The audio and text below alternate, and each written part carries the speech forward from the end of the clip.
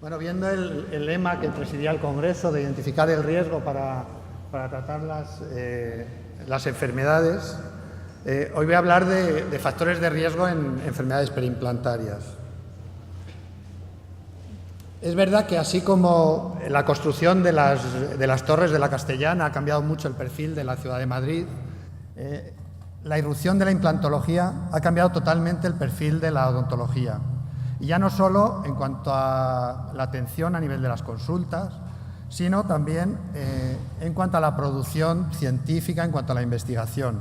Es verdad, por lo que decía, que los implantes hoy por hoy pues, son temas que mueven de alguna manera dinero y eso hace que avance quizá la odontología en un sentido que quizá no sería el que realmente debiera de avanzar. Los tratamientos implantológicos se consideran tratamientos, en principio, para reemplazar los dientes ausentes. Son tratamientos que se consideran exitosos, pero no debemos de olvidar que no están exentos de poder sufrir complicaciones. Complicaciones que a veces son tempranas y otras veces tardías. Hago un inciso para decir que no debemos de confundir lo que son enfermedades perimplantarias con fracaso de implantes. El fracaso de implantes normalmente tiene más que ver con la osteointegración y aunque la perimplantitis puede ser una causa de fracaso, generalmente tardío, no se corresponden. Realmente hablamos de supervivencia cuando el implante está en boca sin tener en cuenta, digamos, las condiciones en las que se encuentra, o de fracaso cuando un implante o bien se ha perdido o hay que extraerlo. Y para hablar de éxito, pues debíamos de considerar a nivel profesional el estado del hueso de soporte, el estado de los tejidos blandos y, sobre todo, considerarlo como una unidad implantoprotésica, es decir, tenemos que tener en cuenta la rehabilitación y, por supuesto, las consideraciones del paciente, que muchas veces van a ser subjetivas.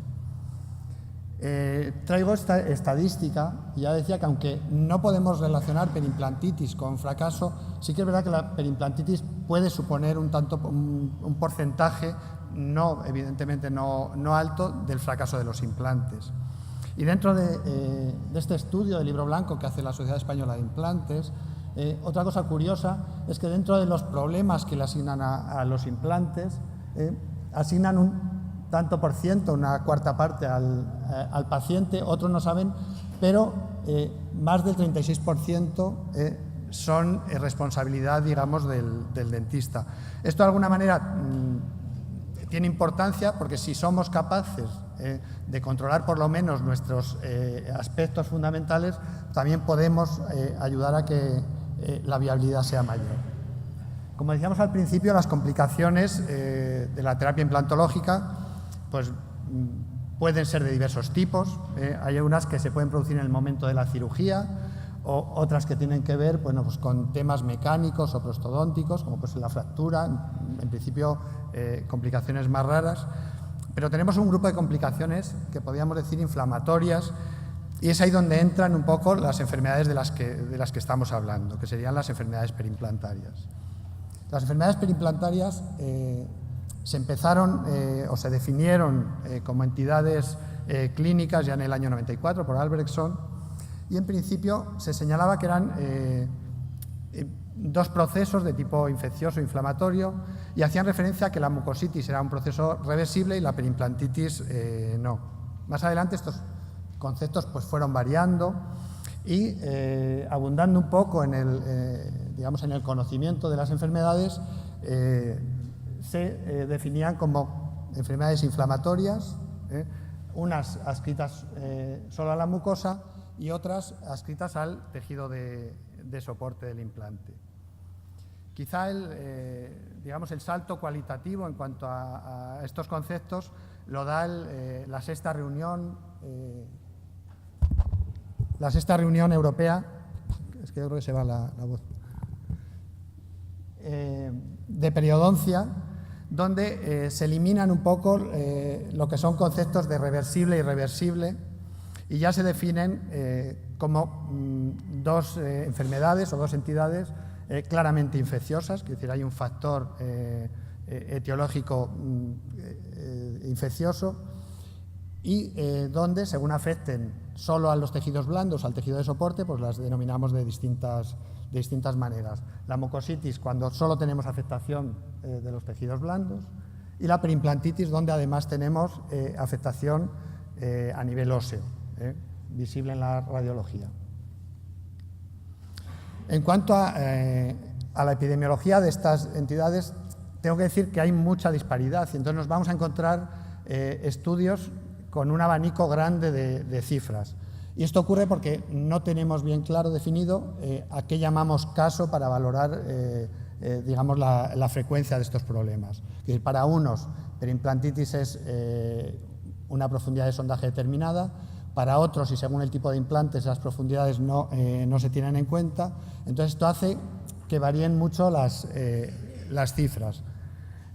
Un poco resumiendo, podríamos decir que la mucositis, fijaos el abanico tan grande de cifras que maneja, en cuanto a que puede afectar a un tercio o hasta casi el 80% de los pacientes y casi a la mitad de los implantes, y la perimplantitis es una enfermedad algo más rara, pero también con diferentes criterios según los estudios que podamos manejar. Y una cosa que sí que es importante es que en los últimos años, así como la mucositis no ha variado en una década, las necesidades o la aparición de perimplantitis sí que ha experimentado un gran avance negativo. Quiero decir, pasamos de tener una cuarta parte de problemas perimplantarios, o sea, una cuarta parte de los pacientes tienen problemas, a más de la mitad. Ya digo, estos son datos de hace menos de 10 años. Y en cuanto a los implantes, han pasado de tener un 12% de perimplantitis a casi el 50%. Esto nos debe hacer pensar que hemos pasado una época, quizá ahora estamos echando un poco el freno, donde, digamos, en las consultas o los profesionales tendíamos a eliminar dientes con un pronóstico cuestionable o malo para poner implantes. Hoy estamos viendo que esos implantes también nos pueden dar problemas. Y por eso un poco lo que decíamos al principio, los implantes están para sustituir dientes que se han perdido, no para sustituir dientes que se pueden conservar. Cuando hablamos de implantes, siempre se establece y siempre se han estudiado desde un punto de vista que se les compara. De hecho, cuando se crearon, realmente se pensó en algo que pudiera sustituir al diente. Entonces, muchos de los estudios se han hecho paralelos a los avances en estudios en periodoncia. Y se ha querido establecer una similitud entre el diente y el implante, pero debemos de saber que, claro, el implante tiene una naturaleza distinta del diente, naturaleza metálica. Además, tenemos, sobre todo ciertos tipos de implantes, donde tenemos distintos aditamentos que nos crean pequeños separaciones, digamos, entre esos distintos aditamentos, y la relación entre los tejidos duros y blandos es distinta entre el diente y el implante. En el diente, simplemente recordar que tenemos un epitelio de unión, y tenemos una serie de fibras que normalmente son perpendiculares al diente. Aparte tenemos entre el hueso y el diente el ligamento periodontal. Bueno, esto en el implante no ocurre. Y sobre todo hay un hecho importante, y es que las fibras gingivales no se sitúan de forma perpendicular, sino que van paralelas. Y esto parece que puede ser responsable de que, como vamos a ver, la mucositis sí que se parece un poco a la gingivitis, pero la perimplantitis funciona de forma totalmente distinta a nivel clínico que la periodontitis.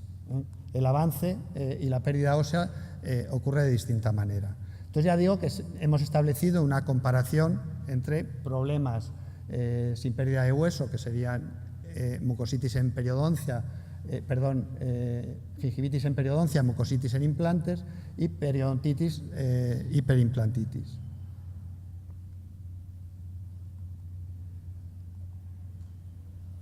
Y claro, cuando hablamos de factores de riesgo volvemos a lo mismo. Es decir, es verdad que nosotros tenemos pacientes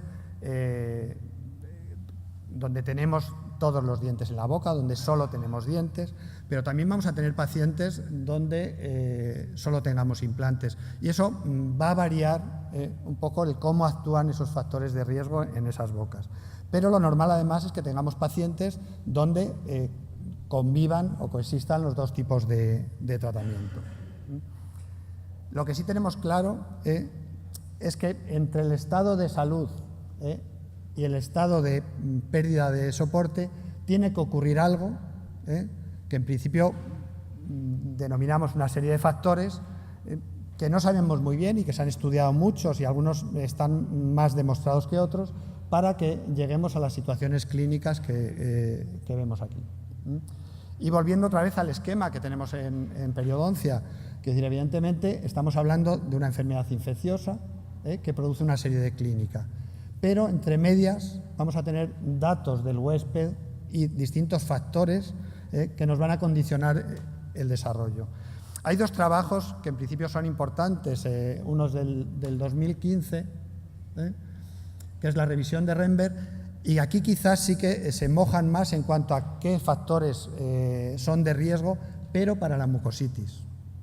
Sin embargo, en en perimplantitis no están tan claros esos factores. Como digo, estamos hablando de enfermedades multifactoriales, es decir, que sí que sabemos la situación clínica que vemos en el paciente y sabemos que tiene que haber microorganismos ahí. La evidencia de que es una enfermedad infecciosa la conocemos, puesto que sabemos que el mal control de placa, como vamos a ver luego, alrededor de los implantes nos puede condicionar que exista infección a ese nivel. Hay autores que se han llegado a plantear que puede haber distinta asociación de microflora en estados de salud, en estados de mucositis y en estado de periodontitis. Existen datos de experimentación animal que hablan de esta relación. Además, sabemos que el empleo de antimicrobianos, el empleo de antibióticos o el empleo de otros antimicrobianos van a mejorar, por lo menos a nivel clínico, estas situaciones. Y sabemos que es fundamental en estos pacientes meter programas preventivos de adecuada higiene oral para poder favorecer el éxito de estos tratamientos. Pero ya digo que el por qué se produce o el cómo se llega a esa situación, normalmente debemos de suponer que hay una serie de factores, factores que en muchos casos van a ser subjetivos, propios del individuo. Va a haber factores, hablamos de factores genéticos, va a haber factores de comportamiento e incluso bueno, pues factores del sujeto o factores incluso locales que muchas veces tienen que ver con situaciones concretas en esa localización del implante o en la rehabilitación que hemos hecho.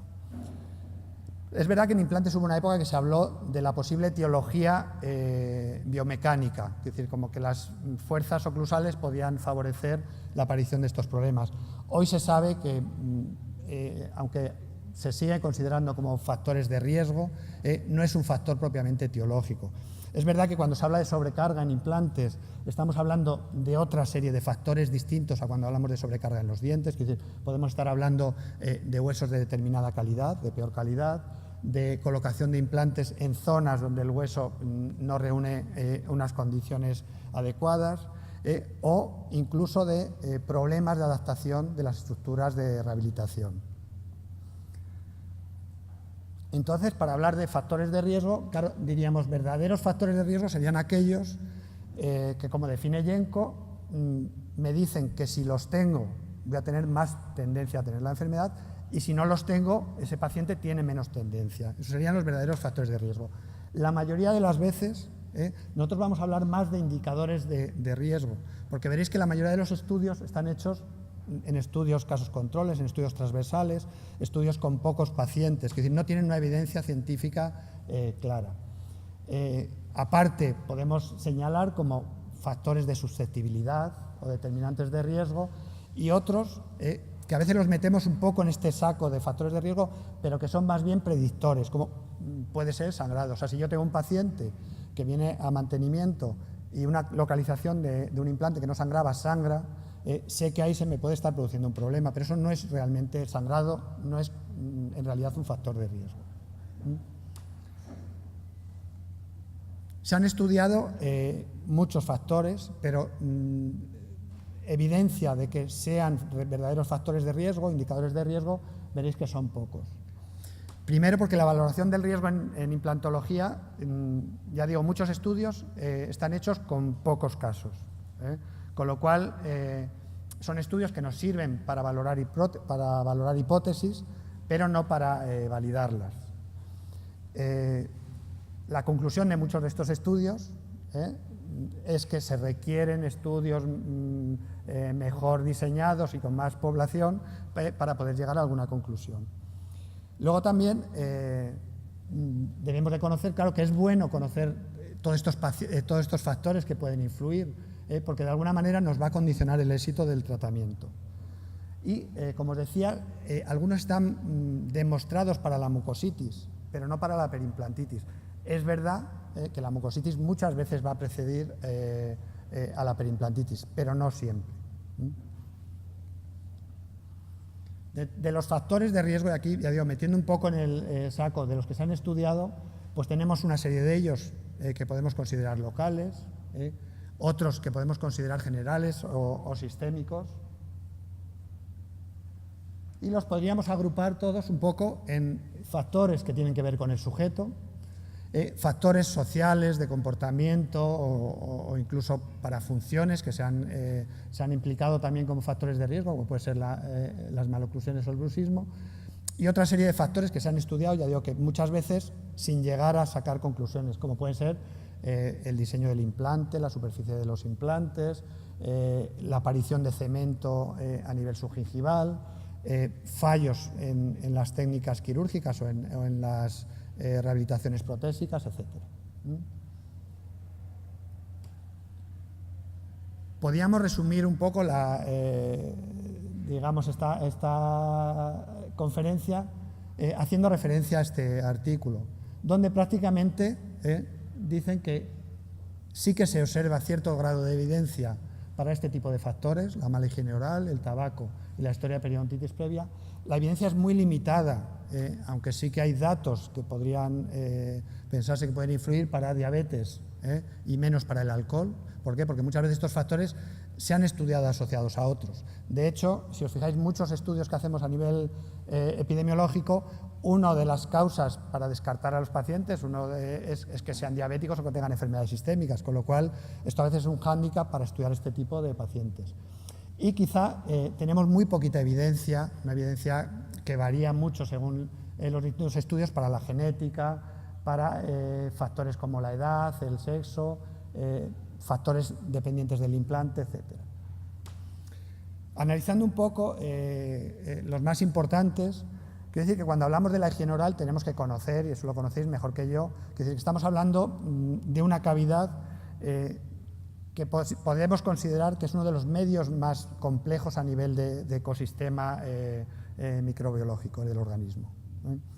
Pero sabemos, quiero decir, que una mala higiene oral lo que nos va a hacer es que va a favorecer el acúmulo de placa, y esa placa bacteriana fundamentalmente va a poner en marcha los mecanismos inflamatorios.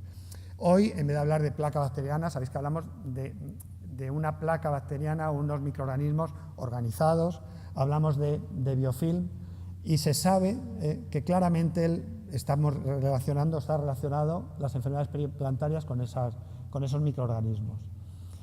Y además sabemos que pacientes que tienen una correcta higiene, que son capaces de controlar esto, tienen, digamos, una mejor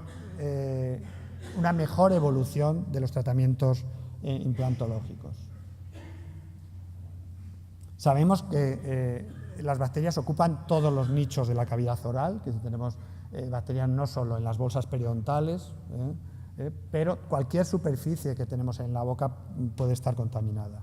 La colonización bacteriana, además, se puede producir a la vez que colocamos el implante, se puede producir sobre el implante ya puesto en boca funcionante, cuando ponemos la prótesis o cuando hacemos la segunda fase de la cirugía, o, ya digo, muchas veces estamos hablando de pacientes que tienen dientes e implantes, de nichos.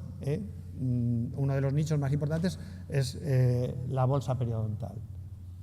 Sabemos que, al igual que en periodoncia, esa placa está de alguna manera organizada. Bueno, pues eso mismo pasa en los implantes, es decir, tenemos digamos, una película adquirida que favorece de alguna manera el depósito de esas bacterias que son más agresivas. Y además sabemos que que esta placa puede colonizar ese surco perimplantario, puede aumentar, hacer que por los mecanismos inflamatorios aumente, con lo cual crea un nicho donde se van a encontrar cómodos ciertos patógenos. Además sabemos que ese acúmulo de placa es dosis dependiente. De hecho, sabemos que en pacientes con un índice de placa mayor de 2 sobre 3, la prevalencia de perimplantitis es mucho mayor.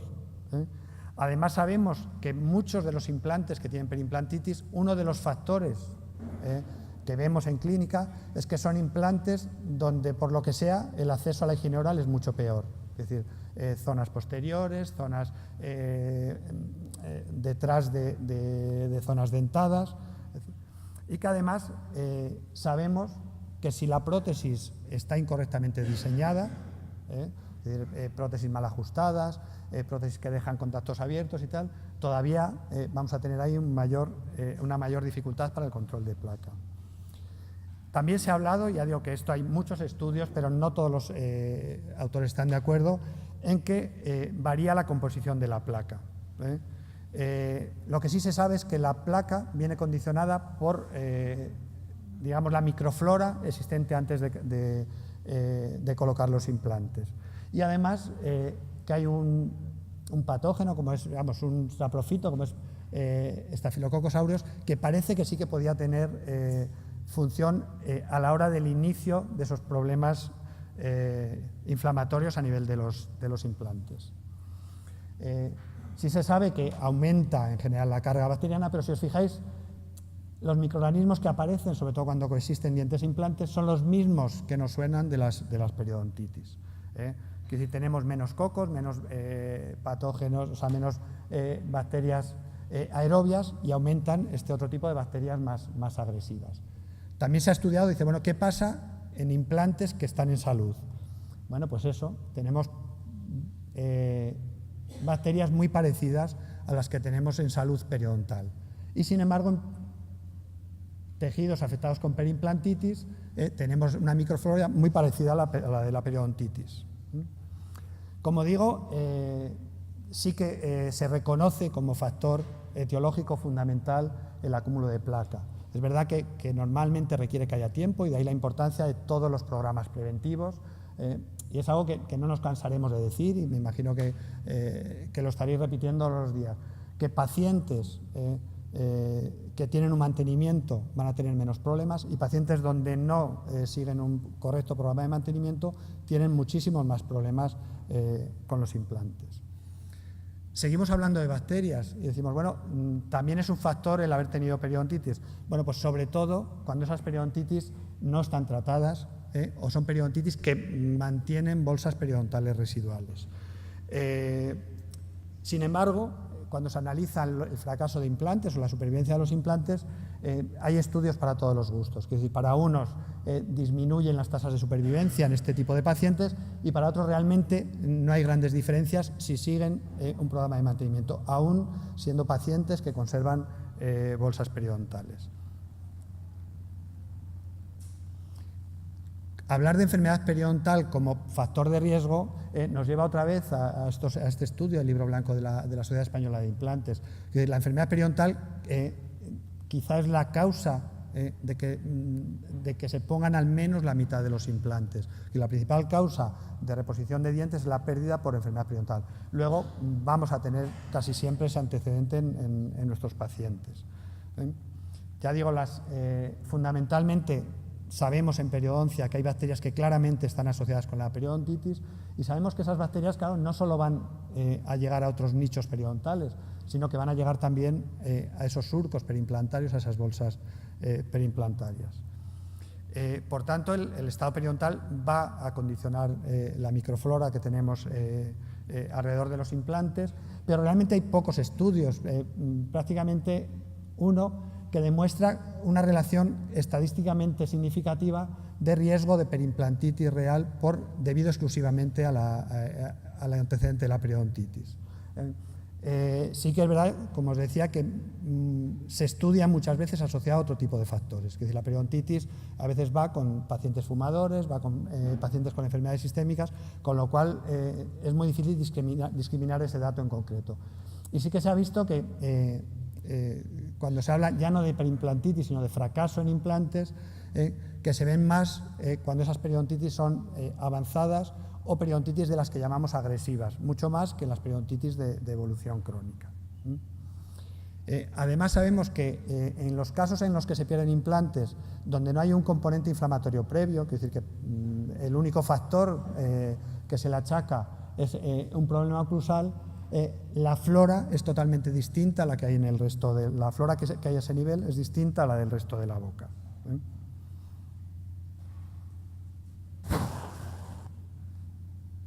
Claro, esto nos podría hacer pensar, decir, bueno, entonces sería bueno a un paciente que se le van a poner implantes, que tiene enfermedad periodontal avanzada, dientes que tienen un pronóstico, eliminar todos los dientes. Bueno, pues eso se ha visto que tampoco es útil, y de hecho sí que es verdad que pacientes que llegan a ser edéntulos porque han perdido todos sus dientes y se les trata con implantes, tardan en recuperar esa flora, pero al final la vuelven a recuperar. Pero es verdad que sí que parece que este tipo de microorganismos más agresivos, estos periodontopatógenos, están ligados de alguna manera a la bolsa periodontal. Y que además el diente realmente va a ser un reservorio. Pero ya digo que no sería una buena opción decir quitamos los dientes porque los implantes se volverían a recolonizar. Hay estudios incluso que han querido comparar, digamos, bueno, estudiar la mayoría de los patógenos, tanto en salud, en pacientes con implantes como en salud periodontal, y veis que incluso a nivel implantario tenemos menos cantidad de este tipo de patógenos, algunos incluso con diferencias claramente significativas, el Campylobacter y la Tannerella. Pero incluso cuando hablamos de mucositis o de perimplantitis, los perfiles microbiológicos son menos llamativos que los que tenemos en gingivitis y en periodontitis. Por lo tanto, podríamos decir que prácticamente no van a existir diferencias en cuanto a la presencia de esos patógenos, tanto en periodontitis como en perimplantitis. Y además sabemos que si esos patógenos los dejamos evolucionar, los dejamos que actúen en el tiempo, pues van a progresar, ya digo, de gingivitis a periodontitis y de mucositis a perimplantitis. Y os vuelvo a repetir, es decir, esto nos vuelve a recordar que es importante en este tipo de pacientes tener un mantenimiento periodontal entendido como de toda la boca. No hacemos solo mantenimiento de los implantes, solo el tratamiento de los dientes. Otros factores que se han implicado, pero que aquí sí que os digo que la evidencia es mínima, es decir, realmente se han visto casos, y hay descritos, casos de problemas perimplantarios apicales que tienen que ver, bueno, pues con dientes que tenían focos y a los que se les ha hecho implantes de tipo inmediato, lesiones de tipo endodóntico, lesiones pulpares, periapicales de dientes vecinos que pueden producir lesiones en los implantes, pero ya digo que no hay ninguna evidencia de que este tipo de lesiones produzcan perimplantitis, que se ha venido a llamar periapical. Otro factor que veíamos al principio era la presencia de cemento. Claro, yo directamente tendría que decir que esto entra dentro de la iatrogenia del profesional, que no es un factor de riesgo, es una mala praxis. Es verdad que si me preguntáis qué dice la literatura y si es mejor las prótesis cementadas de las atornilladas, bueno, pues la mayoría de los autores señalan que las cementadas ofrecen un mejor sellado de los aditamentos protésicos. Yo no sé si alguno de vosotros ha tenido problemas de perimplantitis en clínica. Claro, muchas de las perimplantitis se tratan, y no es este el tema, levantando las prótesis y enterrando otra vez los implantes. Levantar una prótesis cementada es mucho más complicado que una atornillada. Pero ya digo que eso no tiene nada que ver con la presencia de cemento. Si el partidario de la prótesis cementada, si es capaz de ajustarla bien, si es capaz de poner el cemento adecuado y sobre todo de limpiar el cemento extra, no tiene por qué producir ningún problema. Este es un caso de la doctora Serrano, de una profesional de Ciudad Real, que bueno, pues el paciente se le habían colocado implantes y tenemos que fijarnos a veces también fuera de la boca. Ella fundamentalmente la zona del implante no le molestaba, pero apareció con una adenopatía meses después de la colocación del implante, Directamente se pensó en que podía tratarse de un problema de falta de osteointegración. Radiológicamente el implante se veía bien, pero sí que se detectaba al sondar pues rugosidad, se abrió y realmente lo que teníamos era ahí cemento. Es decir, en principio esto no tiene nada que ver con la perimplantitis. Además, el hecho de limpiarlo mejora a nivel la situación clínica. Otro de los factores que ha tenido mucha controversia, tanto en periodoncia como en implantología, es si realmente el tener más o menos encía queratinizada de alguna manera protege o está relacionado con que se pierda más inserción. Bueno, pues antes se pensaba que sí, hoy se sabe que si somos capaces de mantener una adecuada banda de encía queratinizada, aunque sea mínima, podemos mantener tanto dientes como implantes. Hay un estudio, ya veis, con 200 y pico pacientes, donde realmente no se vio ningún tipo de asociación. De hecho, antes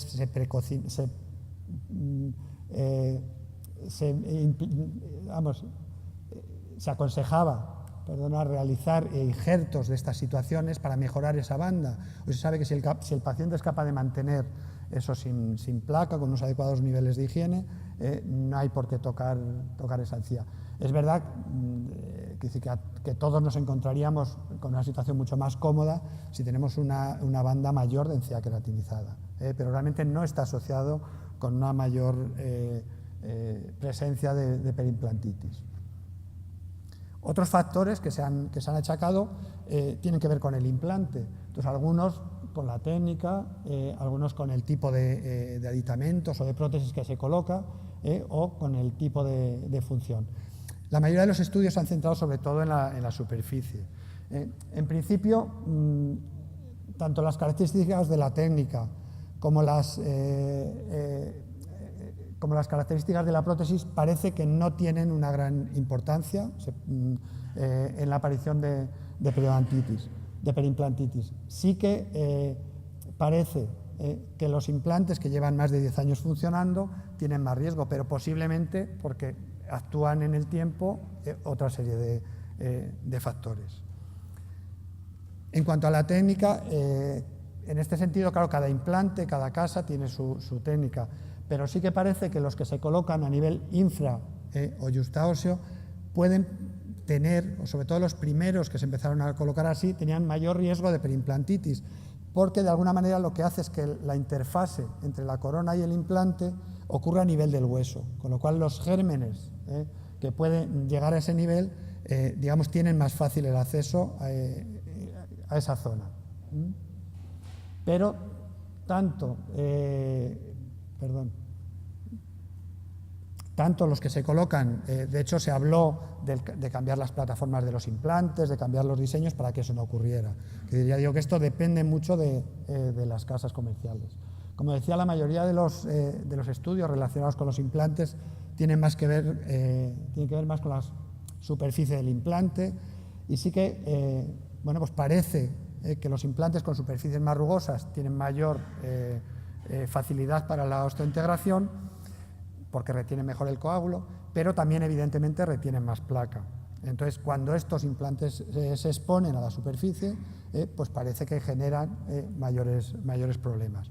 De todas formas, hoy se aconsejan, o la mayoría de las casas hacen implantes que denominan moderadamente rugosos, que es decir, ni son tan rugosos como los que se pusieron al principio, ni tan lisos y tan maquinados como pues se han pretendido ahora. Pero ya digo que esto muchas veces depende de la casa comercial, de que tengamos una buena técnica y de luego no hay una demostración clara de que esto tenga que ver con la aparición de perimplantitis.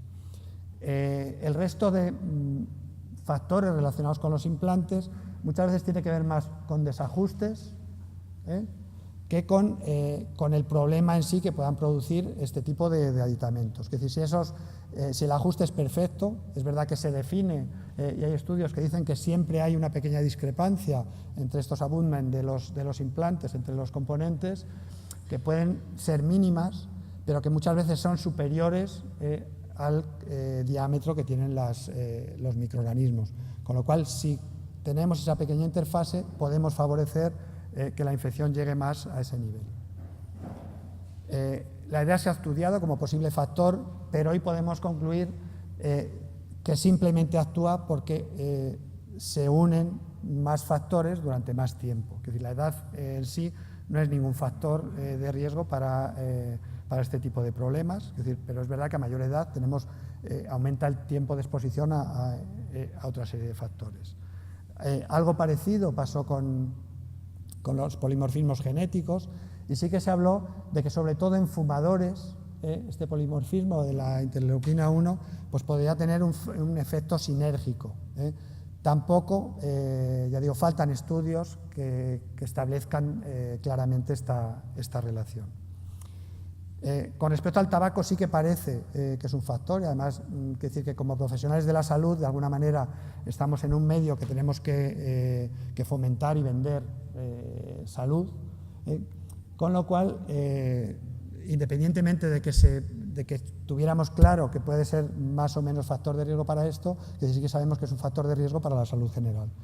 Es verdad que puede actuar a nivel local, alterando la vascularización. Antes se pensaba que producía vasoconstrictor, y se cree que por la menor vascularización que tiene la zona esa supracrestal en los implantes, pues el tabaco le afecta más. Y sobre todo va a modificar de alguna manera las respuestas, tanto la humoral como la celular. Va a interferir la cicatrización, y eso lo sabemos muy bien ante cualquier cirugía, es decir, los pacientes fumadores responden mucho peor. Y luego tiene otros factores que podrían actuar como factores favorecedores de otro tipo de infecciones, como puede ser el que disminuye el fluido crevicular, entendido como un elemento defensivo más de la cavidad bucal. Como os decía, sí que se ha asociado claramente con la mucositis, y realmente cuando vamos a los trabajos que hablan de tabaco relacionados con implantes, más que riesgo de perimplantitis, lo que hablan es que está relacionado con los fracasos, tanto a nivel temprano, por ese tipo de problemas que comentábamos, como alteraciones tardías. Pero realmente no hay estudios que definan claramente como el tabaco como factor de riesgo en perimplantitis. En cuanto al alcohol, todavía hay muchas menos evidencias. La mayoría de los estudios se han hecho combinando este factor con otros, como puede ser el tabaco o la mala higiene oral, con lo cual la validez es aún mejor. También se han estudiado, bueno, ya hemos hablado de la edad y el sexo, se han estudiado otra serie de condiciones sistémicas, casi todas las enfermedades sistémicas. Hay estudios que hablan del hipotiroidismo, y una de ellas, de las que más se ha estudiado, ha sido la diabetes. En la diabetes sí que sabemos que hay problemas a nivel de cicatrización, parece que se produce un retraso a nivel de cicatrización, pero sobre todo lo que se ha visto es que estas alteraciones ocurren en pacientes diabéticos mal controlados, con un mal control metabólico. En principio se describen también no solo mayores tasas de perimplantitis, sino mayor número de fracasos, pero siempre relacionados con la diabetes descompensada. La conclusión de casi todos los estudios que hablan de pacientes diabéticos es que si el paciente diabético está controlado, tanto a nivel bucal como a nivel de su glucemia, no tiene ningún tipo de diferencia con respecto a otro tipo de pacientes.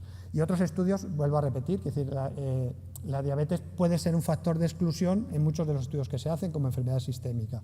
Y cuando se estudia, pues fijaos, en este caso, donde sí que se ve que hay un mayor porcentaje de perimplantitis, que es decir, se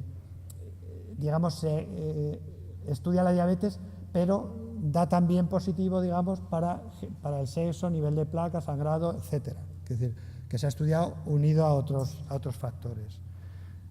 En cuanto a la osteoporosis, tampoco hay evidencia, aunque sabemos que es un problema que puede afectar al tejido óseo, pero no hay evidencia suficiente para decir que la osteoporosis pueda ser un factor de riesgo. Sí que es verdad que cuando la osteoporosis la vemos en pacientes diabéticos, pacientes que están tomando corticoides, o tienen otro tipo de alteración sistémica, sí que puede influir en el mayor riesgo de aparición de perimplantitis.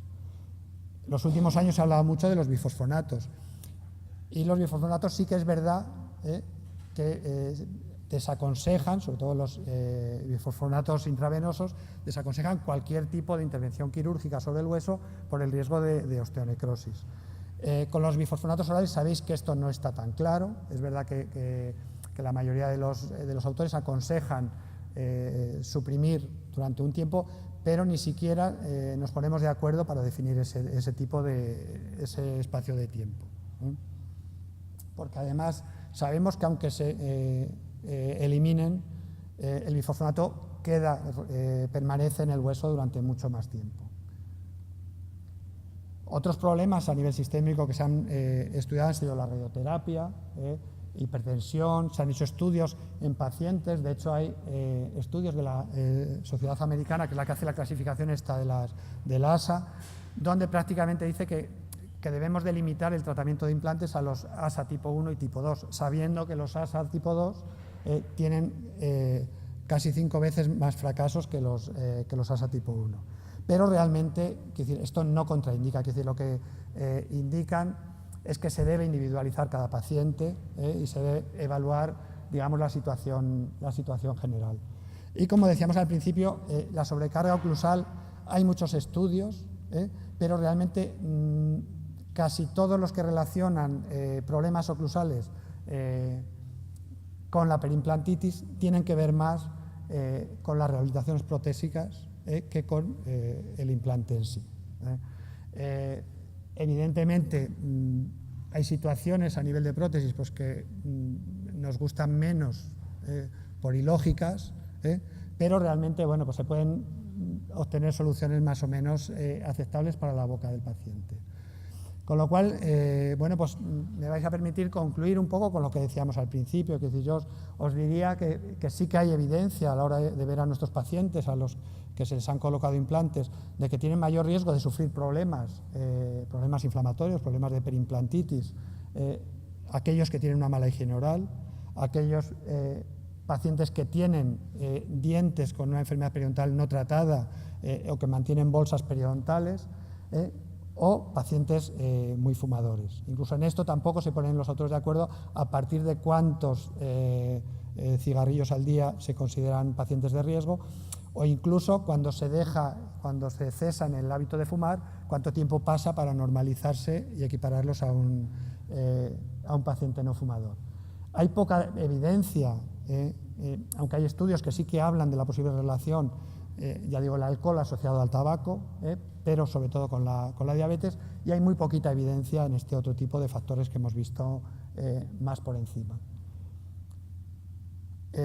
Estamos en un congreso de medicina preventiva, entonces simplemente recordar que la mayoría de los factores que nos llevan a problemas de este tipo son factores que podemos controlar, y los podemos controlar planificando correctamente cada fase del tratamiento de nuestros pacientes, que el conocer este tipo de factores y el identificarlos en el individuo nos puede hacer prevenir situaciones de mayor riesgo, y que, bueno, pues que cuando tengamos este tipo de pacientes, pues que debemos de estar más alerta, es decir, no digo tratarles mejor ni peor que al resto de pacientes, pero sí estar más alerta, porque, ya lo han dicho antes, la detección y el tratamiento precoz de todos estos problemas nos crea unas mejores condiciones para el tratamiento.